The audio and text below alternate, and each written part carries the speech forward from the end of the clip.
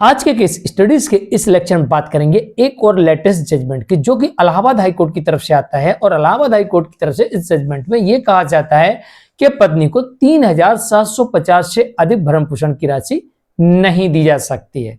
दरअसल इस मामले में ट्रायल कोर्ट ने 5,000 रुपए महीने का भरण पोषण का आदेश कर दिया था। इसी आदेश को पति की तरफ से चुनौती दी गई थी कि हुजूर 5,000 रुपए भी नहीं दिया जाना चाहिए, पत्नी को एक पैसा भरण पोषण के नाम पर नहीं दिया जाना चाहिए।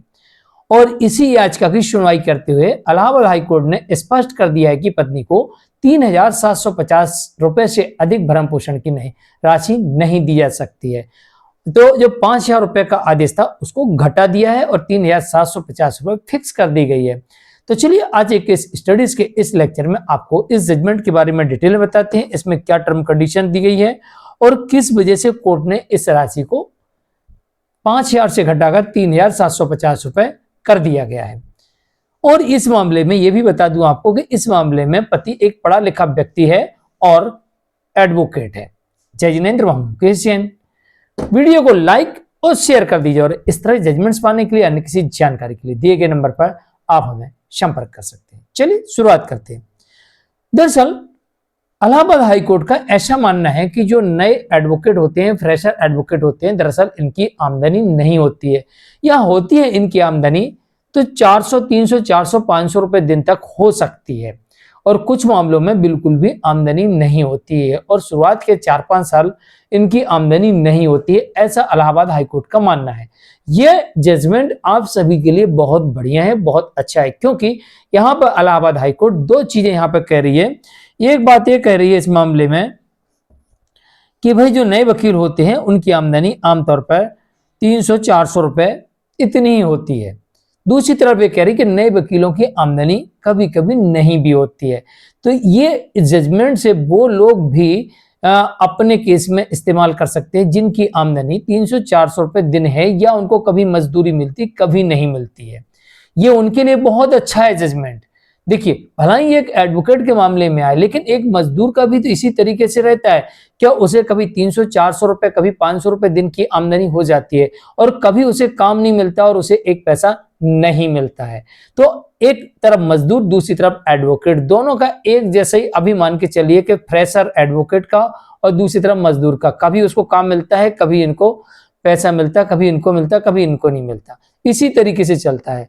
तो ऐसे लोग जिनकी आमदनी फिक्स नहीं है और 300-400 रुपए दिन कमाते हैं, तो वो इस जजमेंट का इस्तेमाल करके और अपने केस में कुछ इस तरीके से आदेश करवा सकते हैं। जैसे इन वकील साहब के मामले में कहा गया है कि भाई इन्हें अपने परिवार को भी देखना पड़ता है और फ्रेशर एडवोकेट होते हैं तो कभी कभी इनकी आमदनी नहीं होती, इसलिए वित्तीय संकट से जूझते हैं और इनके एक्सपेंसेस यानी खर्चे भी होते हैं।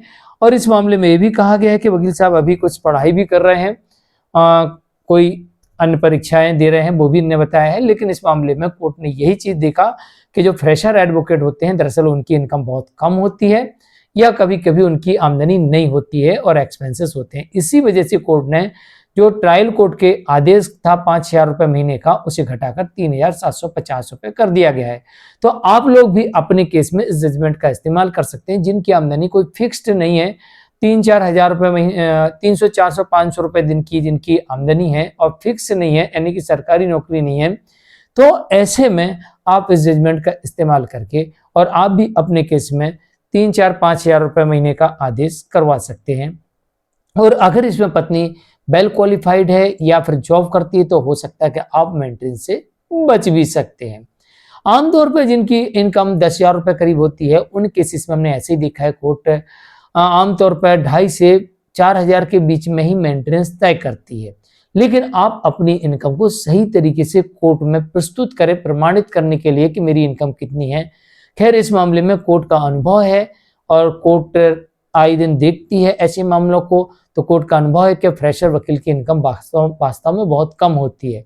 तो आपको भी अपनी इनकम के बारे में प्रमाण कोर्ट को देना पड़ेगा और भरोसा कोर्ट को दिलाना पड़ेगा कि मेरी इनकम महीने की 5,000, 7,000, 8,000, 10,000, 15,000 जो भी है, उसी के अकॉर्डिंग कोर्ट फिर आपके मामले में आदेश करेगी।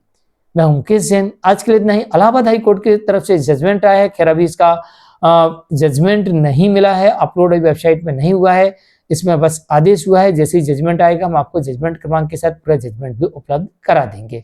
लेकिन एक लॉजिक है और ये जजमेंट लगभग वही है जो आमतौर पर तमाम केसेस में देखने को मिलता है। ये पूरा डिपेंड करता है इस तरीके का जजमेंट लाने के लिए आपका पक्ष रखने का तरीका, न्यायालय को भरोसा दिलाने का और तथ्यों को सामने लाने का। इसके आधार पर आपके केस में इसी तरीके से जजमेंट आ सकता है। नमस्कार।